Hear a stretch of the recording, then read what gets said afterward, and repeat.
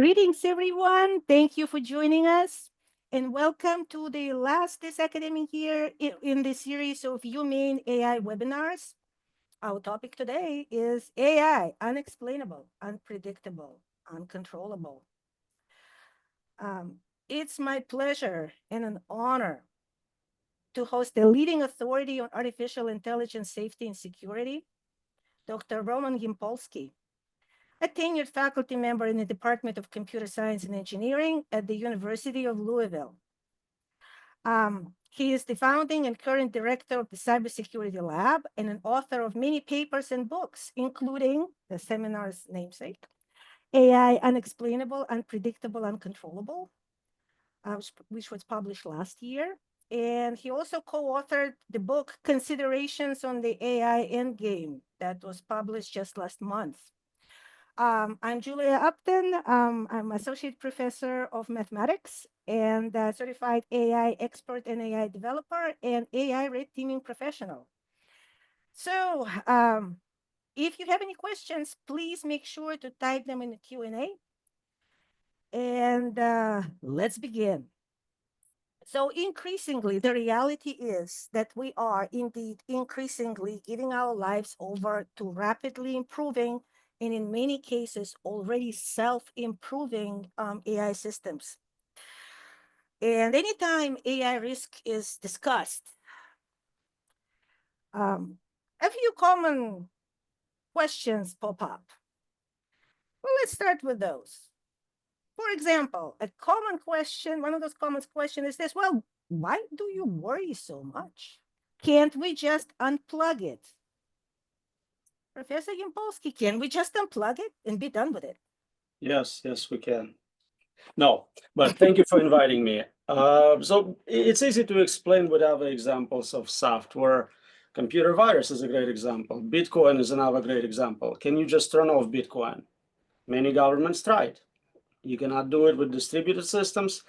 It's difficult with systems designed specifically to retain their capacity to compute.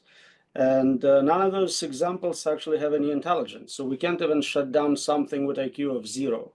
Here we're talking about systems which have maybe already IQ of about 130 and quickly getting to the point where they have super intelligence.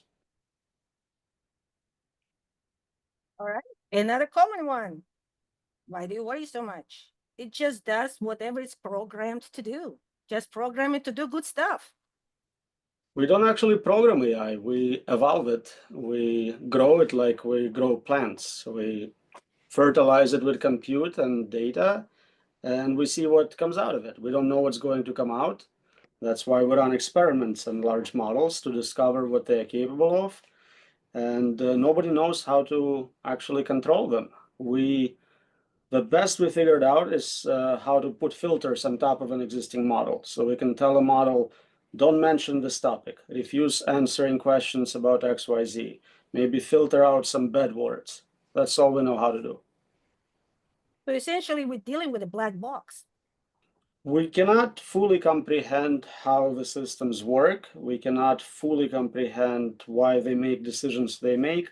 We have some understanding of, okay, this neuron fires, then this input is encountered. But we're talking about billions of nodes, trillions of connections, and they're getting larger. So we don't have a full picture of how that model makes a decision. We cannot predict what decision it will make, and yeah, we cannot explain it fully. And the output is probabilistic, right? It is, and that means every time you'll get something different as well. So that makes the testing even harder. Well, I've seen some developments in the area of explainable AI. Do you think there's anything promising going on there? Yeah, we're definitely making some interesting discoveries. So we know, okay, there are clusters of nodes, neurons responsible for certain actions, similar to neuroscience. We know that different parts of your brain will light up for visual processing, for lying, for things of that nature. But those are neural correlates of thinking. They're not really fully explaining what's going on. So it's unlikely that the existing results will scale to full models. Another common one that pops up. Why do you worry so much? It's only on a screen. It cannot affect the real world. It has access to internet, and through that it has access to everything, right? You can hire people online, you can pay them in Bitcoin, you can control manipulators in real science labs. Basically anything, any type of crime, anything you can do with access to internet resources is easily possible. And okay, a lot of people say, yeah, it has no hands. How would it kill everyone? But we are actually giving it access to robots. We are creating humanoid robots and doing a very good job with it. There are dozens of companies on the verge of releasing cheap, affordable humanoid robots. But it doesn't even have to be a humanoid robot to be effective, does it? You don't need a body at all. You can Mhm. use your intelligence to accomplish things in the real world. As I said, you can hire other agents anonymously. You can maybe do something with synthetic biology or nanobots. There are many possibilities if you're that smart and have resources. Yeah, absolutely. All right, another good one. Common one. Well, it's not even conscious, so why would it want things like destroy or do bad things? Right, and it's an interesting one. So we don't really understand the science of consciousness. We don't have a test, so I have no idea if you are actually conscious whatsoever, but I kind of assume you are because of similarities in hardware. It makes no difference in terms of your ability to solve problems. And if we are worried about those agents being excellent problem solvers and optimizers, then it's not important what they feel internally while they're solving those problems. If a robot is chasing you, trying to kill you, do you really care what it feels at the moment? Consciousness is not required, right? We wouldn't know if they had it. Some people argue that existing models are in fact conscious. We just ignore that fact. And that also might be true. This is something we'll look a little more in the more recent book, Robot Rights, Consciousness, things of that nature. They are independent from safety. Those are interesting philosophical questions, but all the safety concerns remain even if you guarantee that there is no consciousness. A common mantra when we get to AI risk in terms of AI replacing humans, taking human jobs. Common mantra is, well, AI won't replace humans, but rather humans with AI will replace humans without AI. What's your Yeah, take on that? in early stages, that's what we see. So, for example, in chess, there was a period of time where a human AI team was better than any human. Today, it makes no sense to keep a human around because AI by itself is much better. So for a while, it's a tool which makes you smarter and more productive. But at some point, it flips and it becomes the primary agent, and now you're a biological bottleneck. You're slowing down the system. So it's not obvious what you can contribute in a world of superintelligence. If you have some specific ideas, I'd love to hear it, but most of the time, all the things named can be automated today or will be automatable soon after. So AI won't replace humans, but rather humans with AI will replace humans without AI up until the point when AI replaces humans with AI, All right, right? so That's what we're looking at. let's say programming. Yeah, you can be a Mhm. very productive programmer with access to this tool and replace a lot of junior programmers, but at some point, even your contribution will be something we can automate. Um, Another point that often brought up is like, well, AI is great. It's gonna do all the boring work, all the routine stuff. It's gonna free humans for creative pursuits. You think that's a feasible approach? So that's what the plan was in the 60s, 70s. I'm old, so I remember Mhm. some science fiction talking about that. The reality turned out to be the opposite. The artistic pursuits, creating art, creating music, was actually quite easy to automate. It is the dirty, difficult jobs, being a janitor, being a mechanic, which are still very much enjoying job security.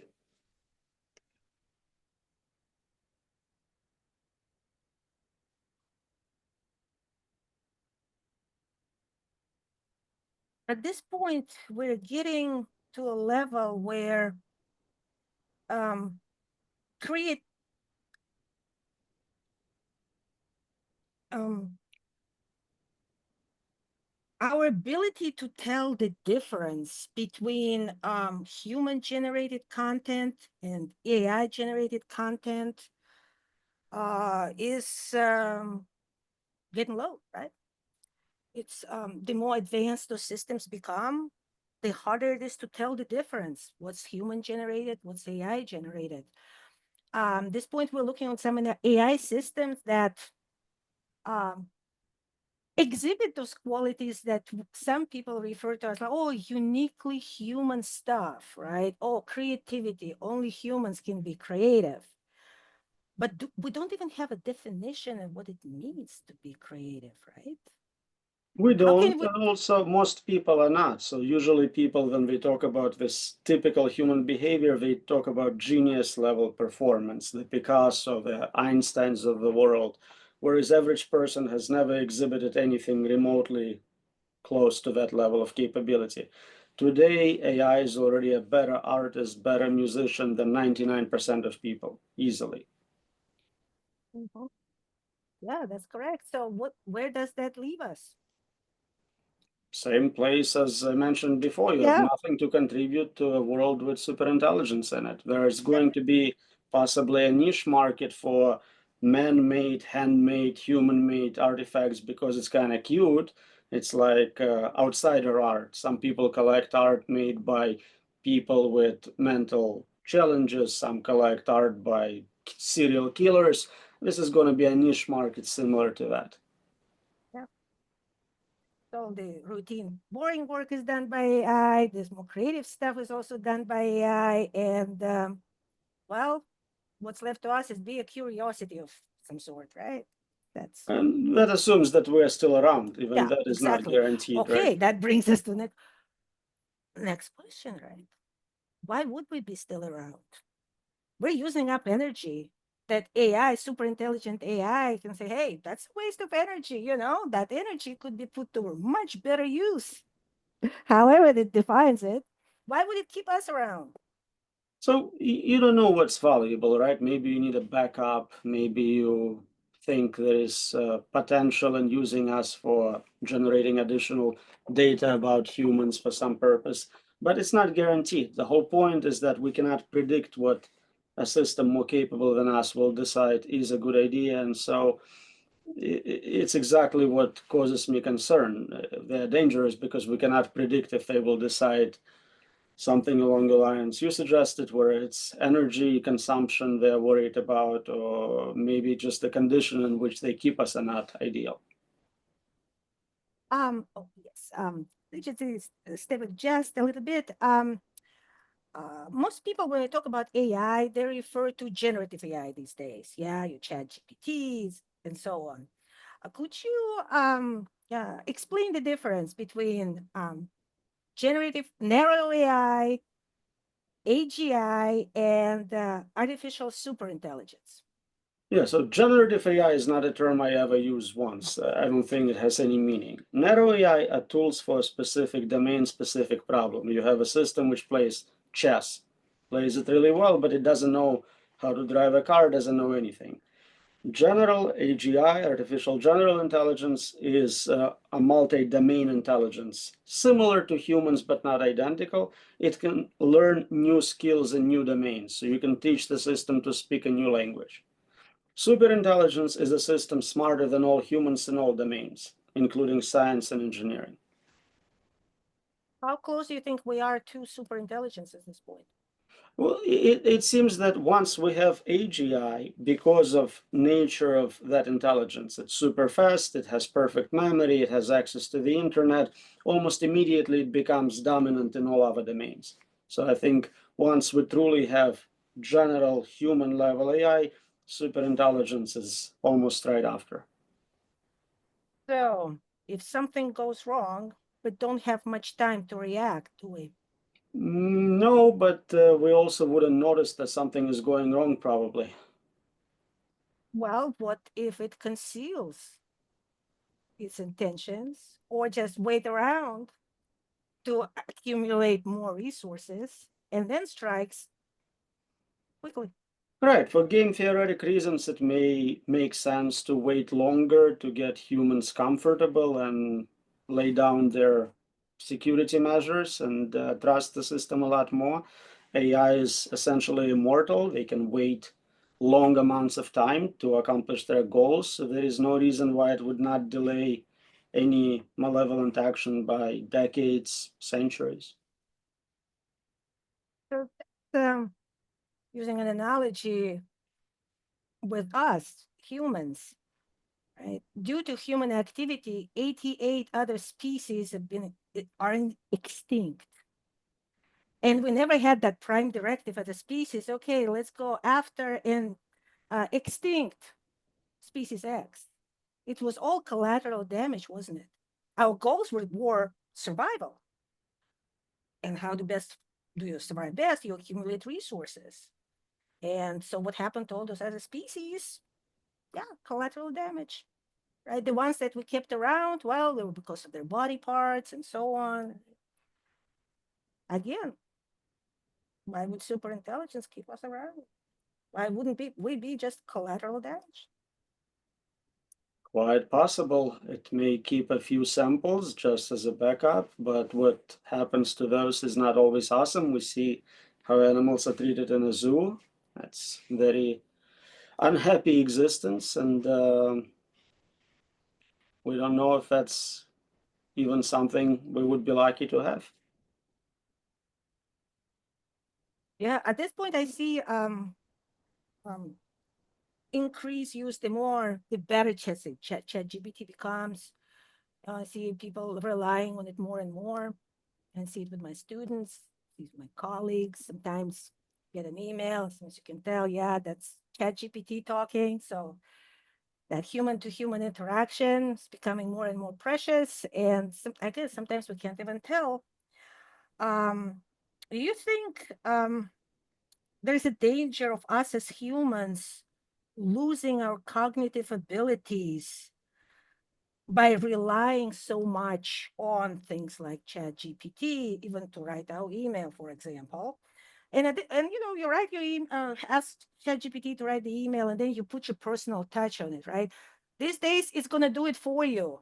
Like it's gonna look at the chats you have and say, "Hey, make it sound like me," and it will. It's with amazing accuracy and conviction. So I'm starting to think of this reliance on ChatGPT and systems like that, sort of like fast food for the brain. And you know what happens when we rely our bodies rely on fast food? Nothing good, right? But it's much more complicated to make sure you have a nutritious meal. You have to make sure the ingredients are good, right? You're following a recipe. It's all that practice stuff. But in terms of our cognitive abilities, that practice is essential to maintain our neural connections and to build new ones. Now, if we're not practicing that skill, if we're allowing it to deteriorate, do you see a danger there? Right, so that's kind of a bit of a separate issue. We may also become dumber and lose our Yeah. capacity, so most people don't.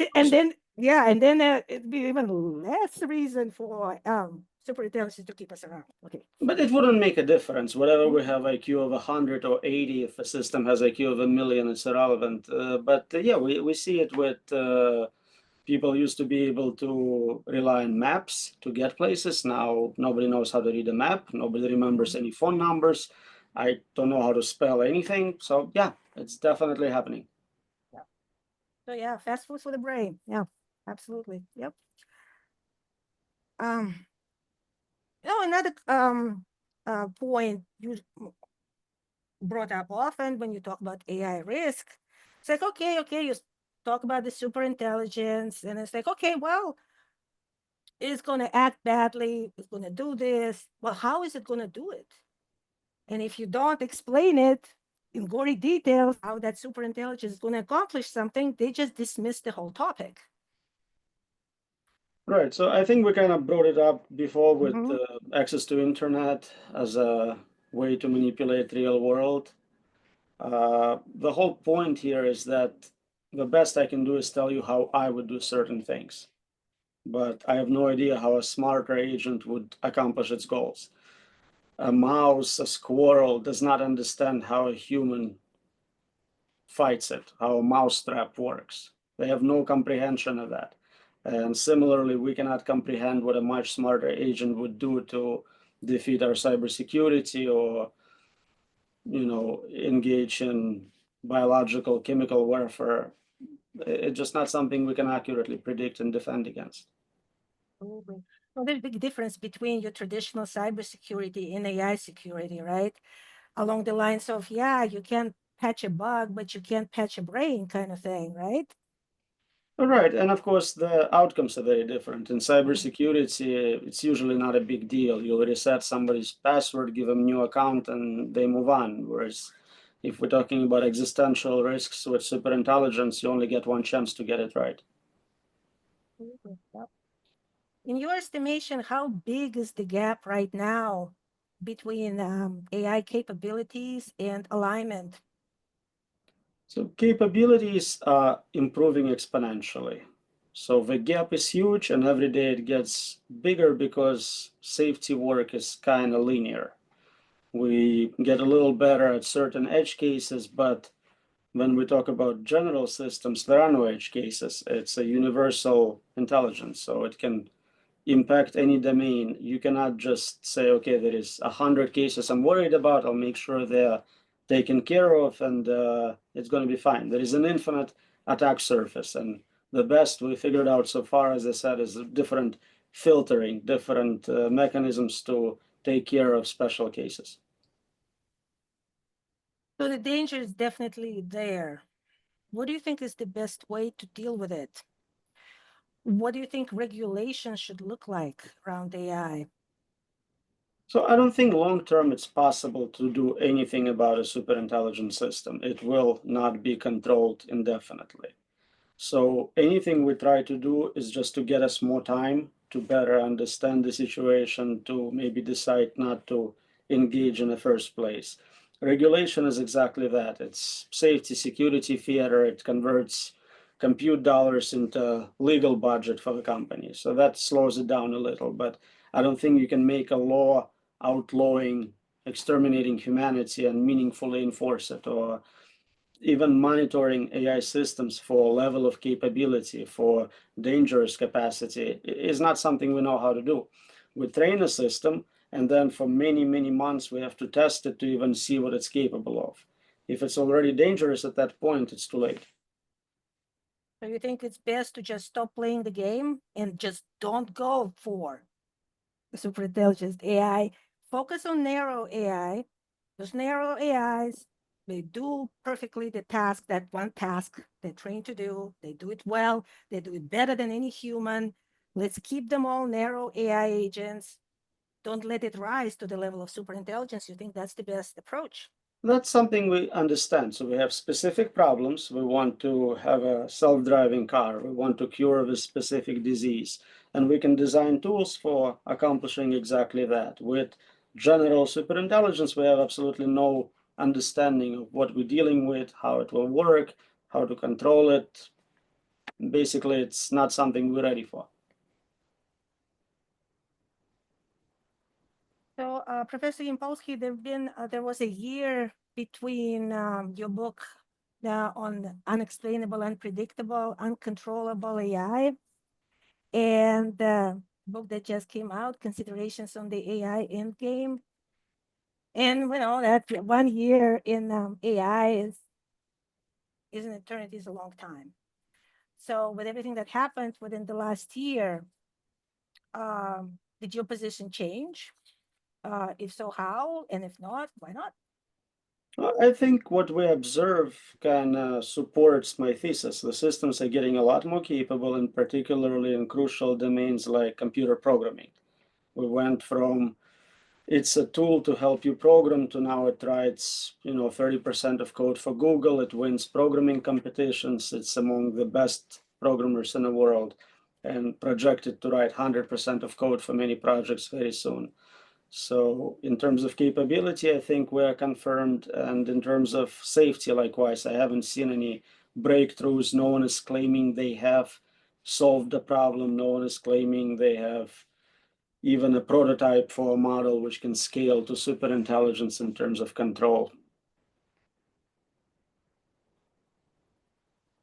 Well, should we just stop the development altogether towards superintelligence? I mean, if we were smart, yes. Yeah. Well, is there any other way to avoid what's coming? I haven't discovered another option. If somebody has any ideas, I'd love to learn about them. That'd be wonderful. Is there, are you using any kind of model, a rubric of some sort to keep on evaluating that gap between AI capabilities and the level of alignment? Does it even exist, that model? So again, capabilities increase very quickly, so it's hard to keep up, but it seems at this point, as I said, it's already outperforming most humans in most domains. With safety, I haven't seen anything more accomplished beyond do not discuss forbidden topics, do not bring up banned words. So why do you think there's such perhaps reluctance, perhaps there's something else in advancement with AI security? I think I missed the first part of your question, please. Why do you think there's such reluctance, or perhaps it's not just reluctance because maybe there's some deeper underlying reason for that discrepancy between rapid AI system development and almost nothing happening on the AI safety security front? Why it's happening? So we know that scaling laws work. If we just add more compute, the systems get smarter. We don't have an equivalent for safety. You cannot convert dollars into safety directly. Even if I gave you $10 billion for your project, you wouldn't be able to improve safety of a system. But if I gave you $10 billion to train a new model, you'd do really well. Well, I did come across some organizations like MIRI, Machine Development Research Institute. There's Pause AI, Future of Life Institute. Do you work with them? Do you think, would you recommend one of them as being particularly impactful, effective? I've worked with most of them in the past. Machine Intelligence Research Institute used to be a technical safety organization. I think at this point they kind of give up on technical safety and moved into governance and advocacy work. Future of Life Institute is still doing great work in that domain as well, advocating for regulation for safety from the political point of view, funding for large development efforts, things of that nature. I support any effort which helps us. I don't think any one of them has a magic bullet to solve this problem, but yeah, they're all wonderful in different ways. But those organizations are not known in the mainstream, right? Most people are not aware of their existence, even much less the message, their message. What do you think could be done to really get the message through with the urgency that's obviously there? It's not obvious that having the message changes anything. I give enough talks and presentations to where I do influence quite a few people. They change their mind, but they don't change their lives. Nothing really happens as a result of this realization. So, what should they be doing instead of going back to their lives? I don't think I have a solution. I have many problems.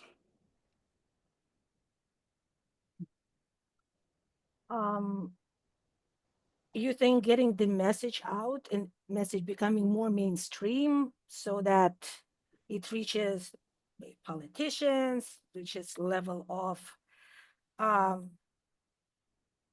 real impact? Should this be done? Should this be more of a priority? I think it's important for ethical reasons. So there's large AI labs. They're essentially performing an experiment on 8 billion people. They have no consent, and no one can consent because you need to understand what you're consenting to, and nobody understands how the systems work, what they're going to do. So consent is impossible. And so you have this large unethical experiment, and the least we can do is inform the subjects that this is what's happening to them. They're being experimented on, and if enough people and enough politicians are all in agreement, perhaps we can slow down this process.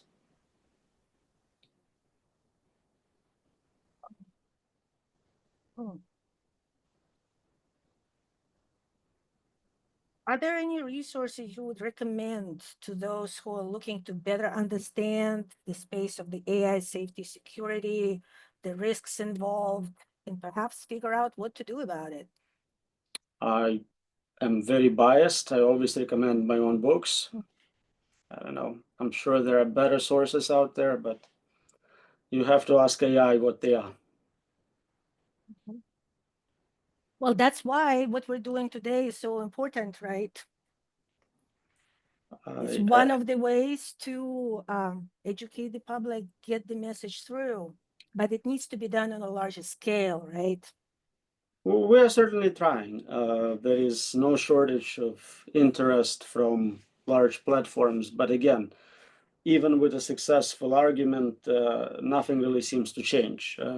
When we started work in this field well over a decade ago, we made certain recommendations and we kind of identified certain red lines.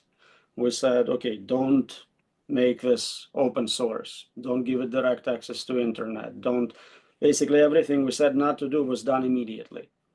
And then we said, okay, here are the red lines. If it starts to lie to you, trying to escape, trying to copy its own code elsewhere, you know you're in danger. You should stop immediately. And what's happening now is a new model is released.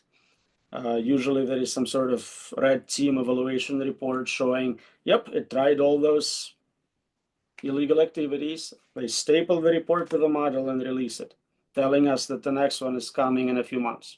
So I'm not super optimistic about impact of actually knowing about this. Why do you think there's not more focus on those things that you just outlined? Why is there such a race to the bottom, so to speak? Well, exactly for that, economic reasons. You have prisoner's dilemma. What benefits the group, society, is not what benefits an individual.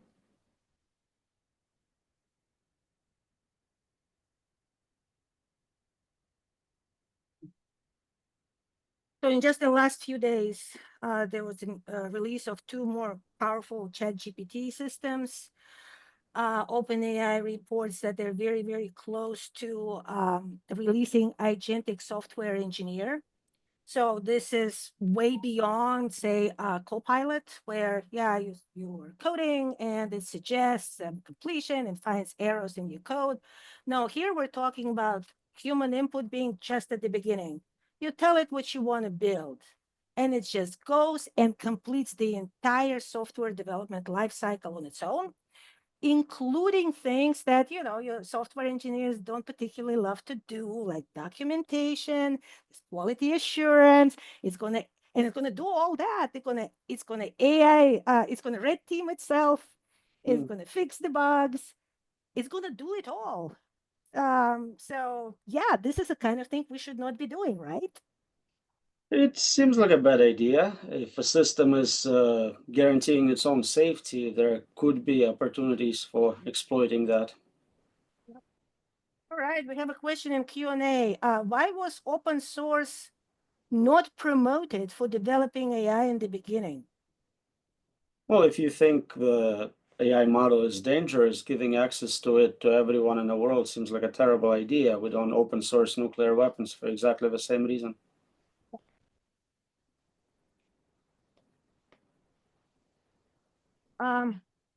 AI now pushing to another source of danger, and that's social engineering. AI is becoming also very persuasive, right? Mm-hmm. Right.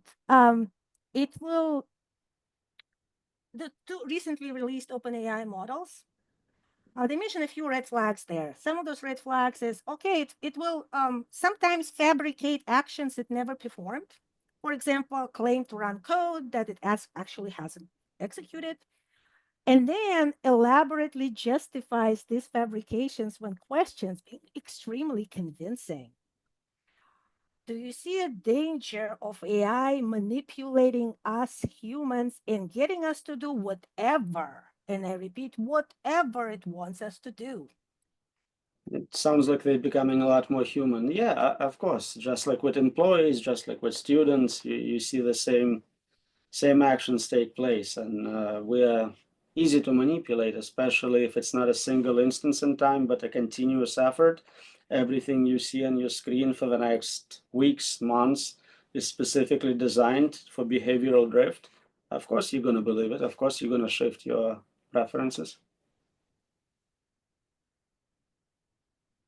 And if it convinces a human to do whatever it wants, it doesn't need to be a humanoid robot, right? Right. So we And get talked us to do about access to its bidding, humans. right? You can pay people, you can blackmail Yeah. people, you can convince people, lots of options. So, Professor Yampolskiy, what's in your pipeline? What are you working on? How are you going to help us out here? Well, there is no shortage of problems. We're trying to understand kind of what's happening next. If we're saying that superintelligence is right around the corner, is there superintelligence 2.0? How far into that can we go? I think it's a convincing argument for people who think, well, maybe we can figure out how to control AGI. At what point in the future do you say, okay, it doesn't make any sense if a system is 1,000 times smarter, 1,000,000 times, 1,000,000,000 times? At some point, you have to realize that you are not controlling it. And it becomes a perpetual safety machine you're trying to build. By analogy with perpetual motion device, it's impossible. You can do short term, you can invest a lot more resources and guarantee, okay, for the next couple days, the system will not fail too much. But I don't think this indefinite safety scope is realistic. You cannot guarantee that GPT 5, 6, 7, 27, 4,000 will always never make one mistake. So this is where we are today, right? We are racing to build something that we know we cannot control, right? That's pretty much the state of the art. I don't think anyone argues that it is possible. The arguments are usually that we will figure it out when we get there, or that AI will help us figure it out when we get there. Why would the AI do that? Well, not just why would it do that, but if we already got there and we have that AI and we haven't figured out how to control it, at that point it's too late. You have this catch-22. You need a friendly, safe AI to help you build a friendly, safe superintelligence.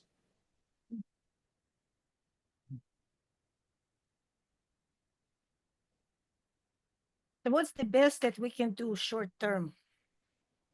Best we can do short term. Yeah, faced with the reality I mean, of racing to build everybody out there racing to build something that we know we cannot control. I don't know about other people and what their position is, but I'm trying to work on understanding what is possible in this domain. So a lot of upper limits and different safety properties, different safety tools we can figure out in terms of monitoring those systems, testing them. So all those papers came out after the book you mentioned. So we're still discovering new limits on what is possible. So what do you think is the best case scenario? So let's say we have a super intelligent AI. It does everything better than humans do. Routine stuff, creative stuff, literally everything. So what's the best case scenario then for us? So I have a paper where I describe this kind of utopian scenario where everyone gets their own personal universe. You have a virtual world. You don't have to negotiate with anyone. You don't have to compromise. You can be whatever you want in that world, and it could be as easy or as difficult for you as you decide. And all we have to do is figure out how to control the substrate on which all this virtual reality runs for everyone, but we don't have to get 8 billion people to agree on anything. That's the difficult part. When you're doing value alignment, it's a lot easier to align with a single agent. Even if they change their mind, you can just continue supporting that. Whereas with 8 billion people who never agree on anything, it's kind of hard to get everyone happy.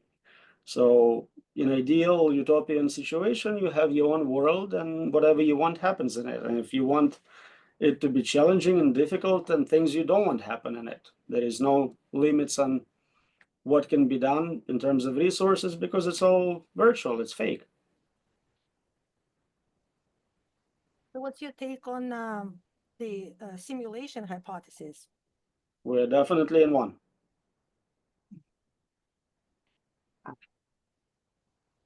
So how does do you think we can break out of the simulation? I have a paper trying to do it, but I'm still here, so I guess not yet. But remember Y2K.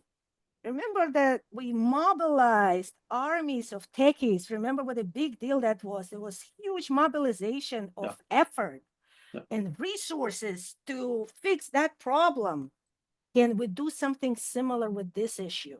So think about that level of resources. That was to fix 2 digits in one line of code.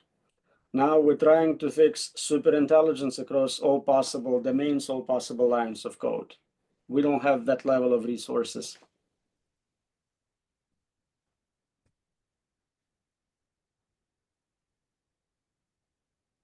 Should we try? I mean, we have to try. We have no choice not to try, but you have to be realistic. If I told you you have to build a perpetual motion machine, and everyone was saying, well, sure, I just need 5 years and a large grant. Should we start giving out those grants? Should we trust these people to succeed? If you realize what is and what is not possible, then you can make much better decision about allocation of your resources. I recently came across a quote describing the current trajectory of AI. We put our heads in the lion's mouth and don't know whether he will close his jaws or not. Do you think the lion will close its jaws? There's a lot of interesting ones. I think another one is playing Russian roulette with 5 bullets in.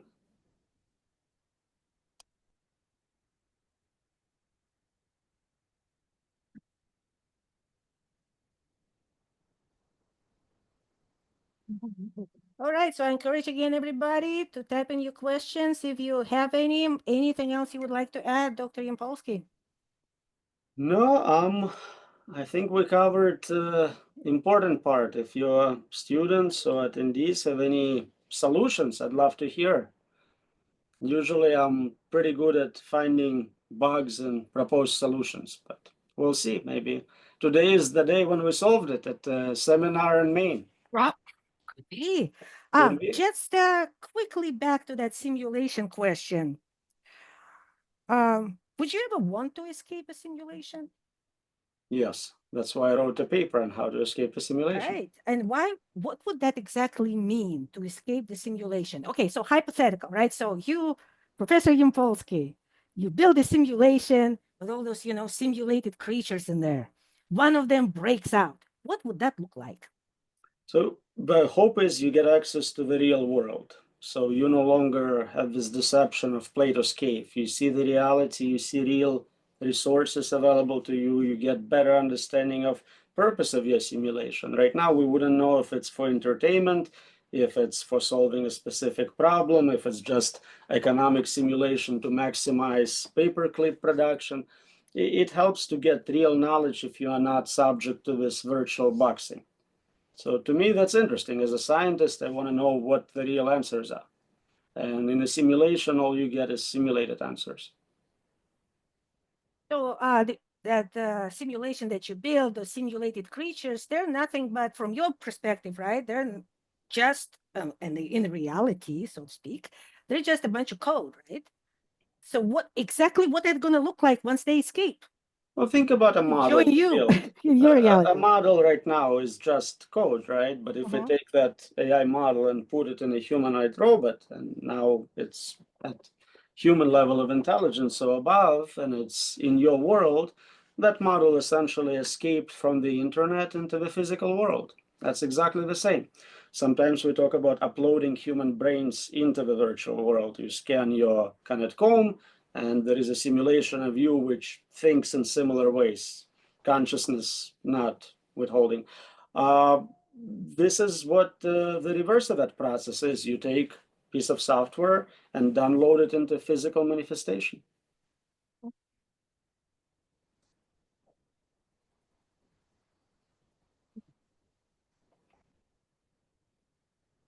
All right, let me check Q&A again. Yes. Okay. Any closing statement from you, Professor Yampolskiy? Thanks for inviting me. If you do solve it, email me. I'm always happy to hear. Absolutely. Okay, we'll be in touch. Well, thank you, everybody, for joining us. I would like to mention that on June 13th, they're going to be second annual Maine AI conference. I'm going to be chairing the AI security and alignment track. So those questions will be addressed again. So if you're interested, please register and join us. June in Maine, perfect weather. So hope to see you there. Thank you, everybody. Thank you, Professor Yampolskiy, for an excellent conversation. Thank you so Very much. insightful, very thought-provoking. Thank you again for joining us today. Thank you, everybody.